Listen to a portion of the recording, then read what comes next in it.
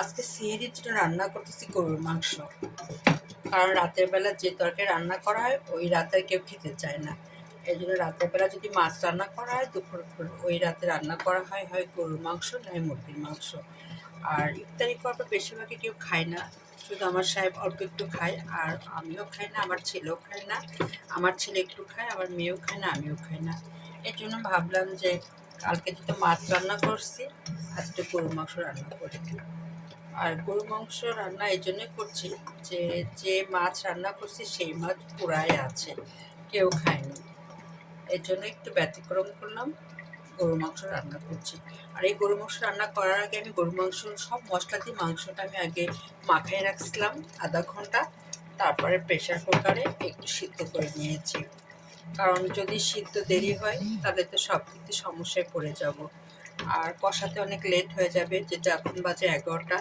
এই মাংসটা রান্না করার পরে আমি আবার রান্না করবো ভাত, কারণ বরাবর আমি রাত্রে 11টার পরে ভাতটা বসাই দিই, কারণ যাতে ভাতটা গরম থাকে, খেতে ভালো লাগে। আর এর জন্য এই গরুর মাংসটা এখন রান্না করছি। আর এই কারণে প্রেশার কুকারে আমি একটু হালকা সমস্ত মশলা দিয়ে সিদ্ধ করে নিলাম। নিয়ে এখন আমি ইচ্ছা মতো কষাবো। কষানোর পরে আমি একটু আলু দিব। এই যে অল্প একটু আলু দিব, কারণ আমার ছেলে আলু ছাড়া চলে না। তাকে খেতে বসলে তাকে আগে আলু দিতে হবে। আর আমিও এখন ইদানিং আলু পছন্দ করি, গরুর মাংসে পছন্দ করেন আমার সাহেব আর আমার মেয়ে। তারপরে আমি একটু আলু দিয়েছি, একটু আমি আর ছেলের জন্য। মা ছেলে আমরা খাবো আলু মাংসর সাথে, আর ওদের শুধু মাংস দিব। গরুর মাংসটার কালার যথেষ্ট ভালো আসছে, কারণ দেখুন বাদামি কালার চলে আসছে।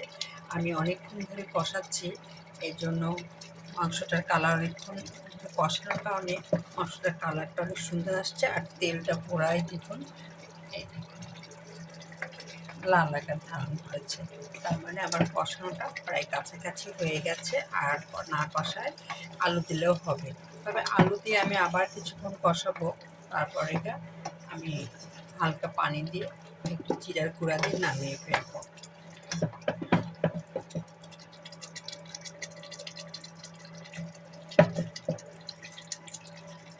আমি ওকে আলু দিয়ে দিব,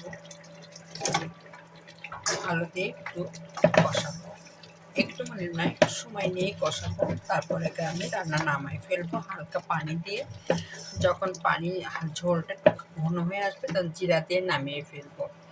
আর এই জন্য আমি আজকে রান্না করতে বসছি গরুর মাংস। এর সঙ্গে আমার আছে টমেটো ভর্তা আর কলমির শাক। আজকে সেহরির জন্য আমার রেসিপি এটা। গরম ভাত, গরুর মাংস, টমেটো ভর্তা আর শাক। শাক ছাড়া তো চলেই না, এই জন্য শাক আমাদের দেওয়ার লাগে, রান্না করাই লাগে। আমার সাহেবের খুব পছন্দ শাক, এই কারণে আমি শাকটা রান্না করি, প্রতিদিনই একটু একটু করে রান্না করি শাক। আর একটা ভর্তা থাকে, এর মধ্যে থাকে মাছ নাই মাংস। আর এর জন্য আজকে সেহরিতে আমাদের খাবার থাকবে গরুর মাংস, টমেটো ভর্তা আর কলমির শাক ভাজি। এখন আমি একটু কষাবো, কষানোর পানি দিব। যখন ঝোলটা অনেকটা কম হয়ে আসবে তখন জিরা দিয়ে নামিয়ে ফেলবো। এখানেই রাখলাম, আল্লাহ হাফেজ।